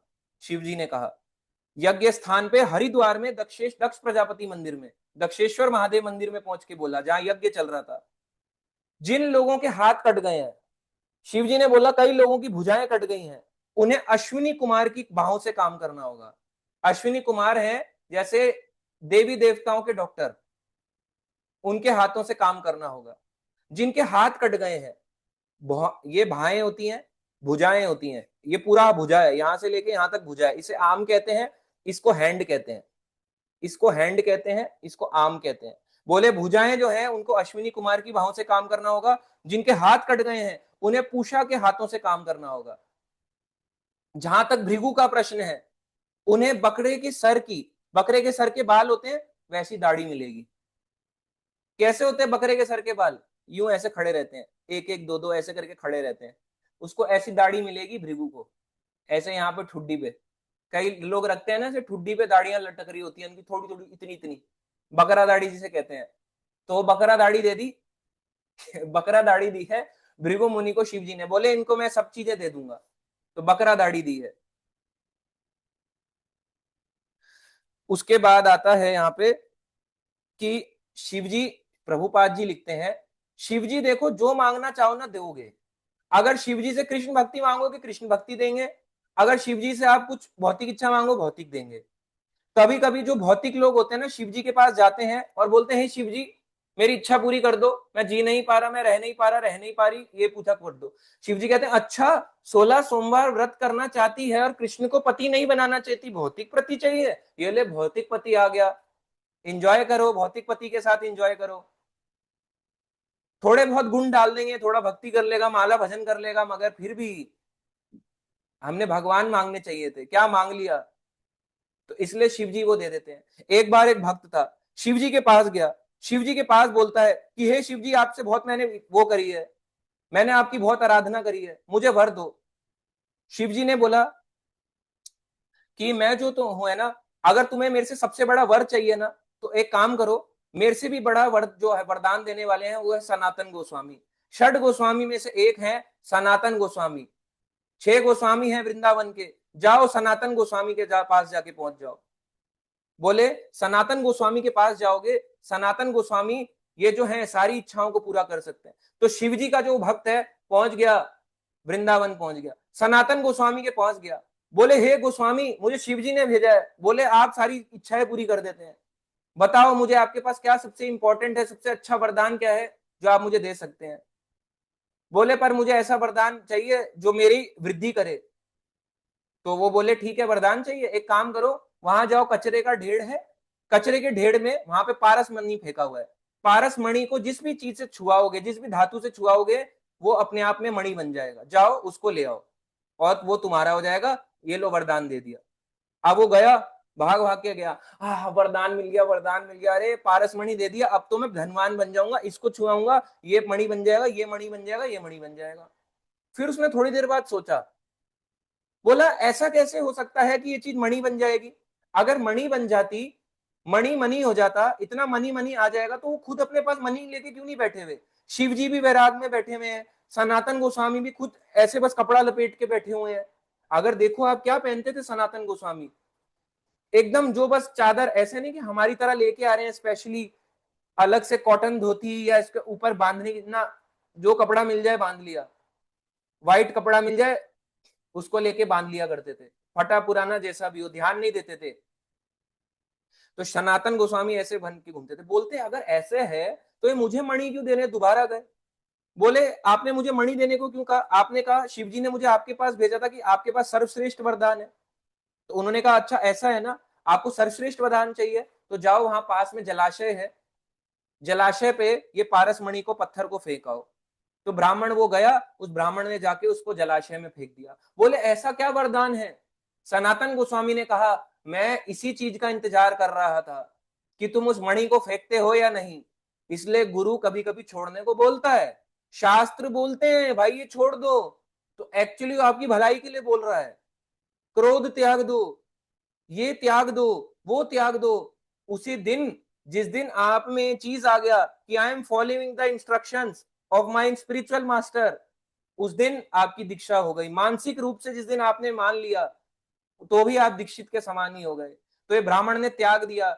सनातन गोस्वामी ने कहा अब मुझे बड़ा चैन पड़ा, अब मुझे आनंद आया, तुमने मेरी बात मान ली और मणि को फेंक दिया, अब तुम्हें असली मणि चाहिए, तुम जानते हो असली जेम क्या है। उसको दीक्षा दी, बोले ये लो मेरे हाथ से माला लो और अब इस पे जप करो, हरे कृष्णा कृष्णा कृष्णा हरे हरे, हरे राम राम राम हरे हरे। बोले अब आप इससे दीक्षा ले ली, इस मंत्र का जाप करो, इससे बड़ी कोई कृपा नहीं है। तो शिव जी सच्ची कृपा, अगर सच्ची कृपा मांगोगे तो आपको भक्ति मार्ग में जोड़ के सही व्यक्ति के साथ जोड़ देंगे। गंदी गंदी उठपटांग की मांगोगे देते रहेंगे, कहेंगे ले घर ले, ये ले वो ले, नाच बवी बकड़ बुम बुम कर, खूब नाच अभी भांग पी, खूब ये सब कर, कोई दिक्कत नहीं है ऐश्वर्याम में जी। ऐसी कपट कृपा करते हैं। तो भृगु अब जब इन सबको प्रदान हो गया ये सारी चीजें, शिव जी ने प्रदान किया, मगर अभी भी दक्ष की गर्दन जुड़ी नहीं थी। तो दक्ष की गर्दन अभी जुड़नी बची थी, तो भृगु ने जो है शिव जी को यज्ञशाला में पधारने का इनविटेशन दिया, आइए हे शिव जी पधारिए पधारिए। तो शिव जी का एक तरह से भृगु मुनि भाई भी हैं, उनको पधारने के लिए बोला। शिव जी यज्ञशाला में गए, आमंत्रण मिला, वहां पे सारे ऋषिगण गए, ब्रह्मा गए, उस स्थान पे जहां पे यज्ञ हो रहा था, उसी जगह हरिद्वार में दक्षेश्वर महादेव मंदिर में ये सब हुआ। अब वो मंदिर बन गया, पहले वो एक ओपन स्थान कभी हुआ करता था।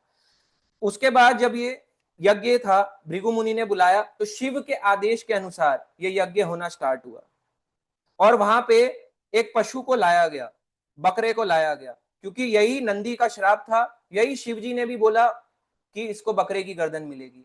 अब एक पशु को वहां पे लाया गया, और पशु बकरा ही क्यों था, अब ये सीक्रेट है। क्योंकि दक्ष जो है ना, जो अपना जो बोलता है आई एम, मैं ये शरीर हूं, मैं आए,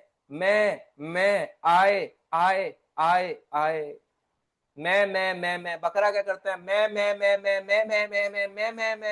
बोले इसको बकरे की गर्दन दो। इसको बहुत अपने मैं पे अहंकार है। बकरा मैं करेगा तो ये मैं ही करेगा। इसलिए अपने आप को मत मानो, कोई भी चीज परमानेंट नहीं है। अरे आप क्या, मैं भी परमानेंट नहीं हूं। आज आप मुझे देख रहे हो सकता है किस क्षण हम एक दूसरे को ना देख पाए। कोई चीज संसार में परमानेंट नहीं है। इसलिए मैं करके अपनी ईगो, फॉल्स ईगो को निकाल दो। कुछ नहीं रखा गिले शिकवे में। अभी आपको बताया, कल एक ऐसे प्लेन उड़ा और 2 सेकंड में क्रैश हो गया, क्या फायदा, अपने ईगो लेके साथ में चले गए अगले जन्म में। निकाल दो।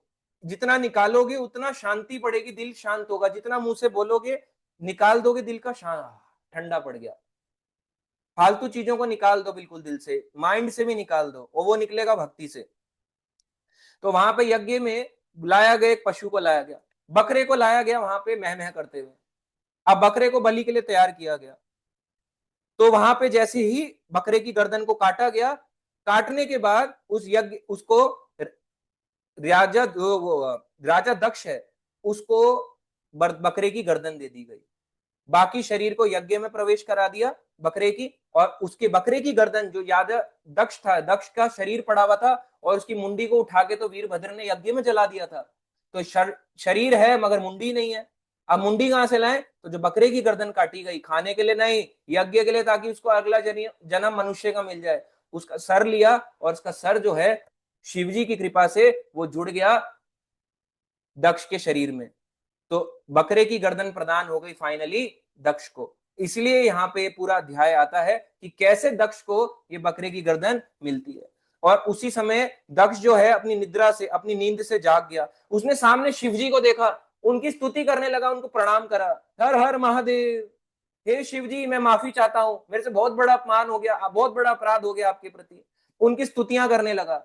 अपनी गलती का एहसास हुआ दक्ष प्रजापति को।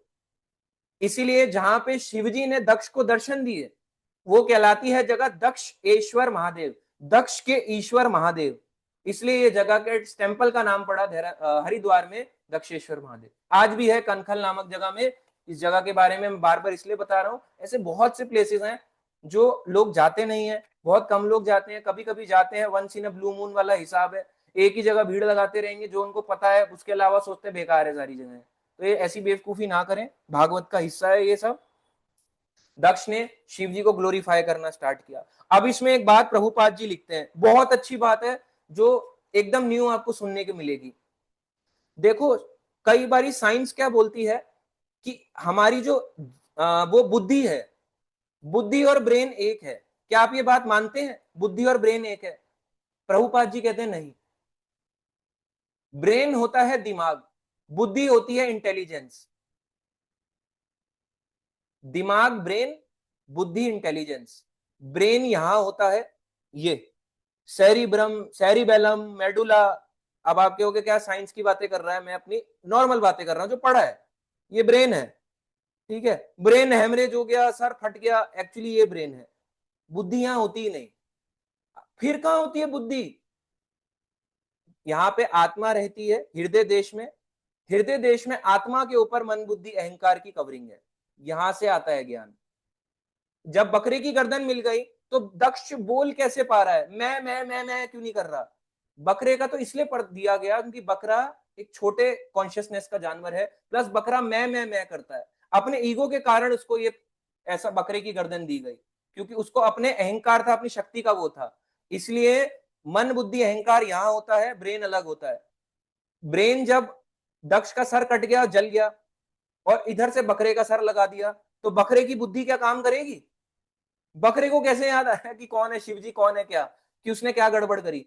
समझ आ रहे हो कितनी डीप है भागवतम की नॉलेज? प्रभुपाद जी कहते हैं यहां से आता है ज्ञान, दिल से। बोलते ना दिल से बोल रहा हूं, दिल से बोल रहा हूं, तो दिल यहाँ पे है, हृदय देश में, दिल के अंदर भी नहीं रहती, रीजन ऑफ द हार्ट में रहता है आत्मा और परमात्मा। दो पक्षी बैठे हैं एक पेड़ में, इस शरीर के अंदर एक आत्मा एक परमात्मा। आत्मा के ऊपर है मन बुद्धि अहंकार, यहां से आता है। उसका जो मन बुद्धि अहंकार था वो यहां बसा था, इसलिए शरीर वैसे का वैसे ही था, मगर उसकी गर्दन बदल दी गई थी। तो गर्दन बदल देने जाने पे भी उसकी नॉलेज वैसे के वैसे ही आ गई जितनी उसको पिछले जन्म में थी। दक्ष की एज इट इज वो जो है कॉन्शियसनेस, वापस वो चेतना वापस लौट आई। आत्मा से चेतना आती है, वापस वो चेतना लौट आई। बकरे का सर होने पे भी वो मैं नहीं कर रहा, वो यहां से बोल रहा है, दिल से बोल रहा है। तो ये बुलवाता है, समझ आया? ये चीज बुलवाती है। तो यहां से बुद्धि जो यहां बैठी हुई है वो उसको बुलवा रही है। इसलिए आपने कई बार देखा होगा यूट्यूब पे या कई सारे इंस्टाग्राम ऐसे चैनल्स पे भी कई बार कुत्ता होता है। ये मैंने अपने आंखों से देखा है। एक बार हम जनवरी में चित्रकूट यात्रा गए थे, तो वहां पे ना राम जी का शाम को संध्या आरती हो रही थी। जैसी आरती होनी वो कुत्ता कर रहा है ऐसे कर रहा है पूरी आरती में। मैंने कहा क्यों कर रहा है ये, क्या हो गया इसको? बोले ऐसी करता है, रोज यहाँ पे आरती होती है तो शाम को ऐसी करता है ये। इसका मतलब वो पिछले जन्म में भक्त था, कुछ ऐसा पाप कर दिया, उसको अपना जन्म याद आ रहा है कि मैं शाम को आरती किया करता था, मैं भगवान का भजन किया करता था, और मैं देखो कुत्ते रूप में आ गया हूँ। कुत्ते रूप में ऐसे ऐसे कैसे करूं, माला कैसे चलाऊं? तो धाम का पशु, ये देखो भक्त लिख रहे हैं हमारे साथ में, वो कह रहे हैं हाँ उन्होंने देखा है आंखों से, ये बात सच है। वो डॉग बोल रहा था।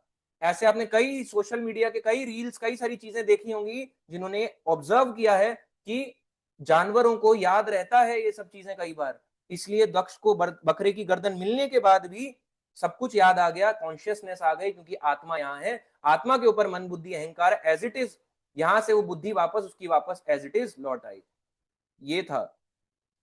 तो दक्ष ने शिव जी को ग्लोरीफाई किया, शिव जी ने दक्षेश्वर महादेव के रूप में वहां विराजमान हो गए, उनको दर्शन दिए। दक्ष ने दोबारा से यज्ञ स्टार्ट करना चाहा, शिव जी ने उन्हें क्षमा कर दिया, दक्ष की सारी चीजों को भुला दिया और उन्हें क्षमा कर दिया। इसलिए कहते हैं वो एक महान वैष्णव है।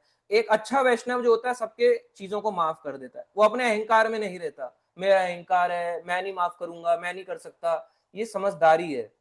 कितना भी बुरा हो ना कोई व्यक्ति, उसको माफ कर दो।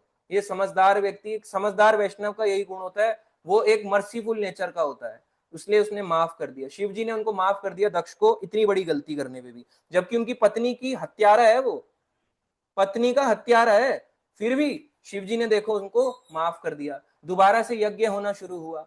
दक्ष ने यज्ञ करना स्टार्ट किया, जैसे ही स्वाहा स्वाहा, पहले यज्ञ स्थली को पवित्र बनाया गया, क्योंकि वहां पे टॉयलेट कर दिया गया था, हड्डियां डाल दी गई थी, विध्वंस कर दिया गया था, सब चीज क्लीन करी, सारी चीजें दोबारा से स्टार्ट हुई, और तीसरी बार यज्ञ हुआ।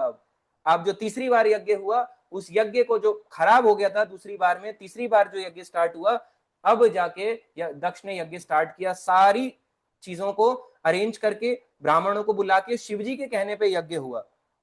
और उसी समय आ जाते हैं भगवान विष्णु अपने गरुड़ पे बैठ के। भगवान का विष्णु वाहन है गरुड़, ऐसे उड़ के आ रहा है, ऐसे उड़ के आ रहा है पक्षीराज गरुड़, उस पे भगवान विष्णु बैठे हुए हैं, पीतांबर धारण करा हुआ है, बड़ी सी वैजंती माला है उनके गले में, और और हाथ ऐसे कृपा का है, शंख चक्र गदा पुष्प ले रखा है, अपने उन्होंने एक बड़ा सा मुकुट पहना हुआ है, और उनके छाती पे श्री वत्स का चिन्ह है। अपने गरुड़ पर बैठ के आ गए, क्योंकि यज्ञ चल रहा है, तो यज्ञ के साक्षात भोक्ता भगवान विष्णु है। भगवान विष्णु आए, सबको दर्शन दिया, ब्रह्मा ने उनकी स्तुति करी, शिव जी महादेव ने उनकी स्तुति करी भगवान विष्णु की, और तो और दक्ष ने स्तुति करी, भृगु मुनि ने स्तुति करी, वहां पे जितने बाकी ऋषि थे उन्होंने स्तुति करी, देवी देवताओं ने स्तुति करी, सारे के सारे जितने भी वहां पे प्रेजेंट थे सबने भगवान विष्णु को प्रणाम किया, स्तुति करने लगे कि हे भगवान विष्णु हमारे यज्ञ से प्रसन्न हो जाइए। और भगवान विष्णु फाइनली इस यज्ञ से प्रसन्न हो गए और सबको अपने दर्शन दे दिए। इस तरह से पूरी तरह से यहाँ पे आता है, भागवत बताती है यज्ञ करने के बाद पूरी तरह से धार्मिक रूप पर दक्ष वापस स्थित हो गया। आगे कहते हैं, ये कथा चल रही है भागवतम में आता है कि एवं दाक्षायणी हित्वा सती पूर्व कलेवरम, यज्ञ हिमवता क्षेत्रे मेनायाम इति शुश्रुमा।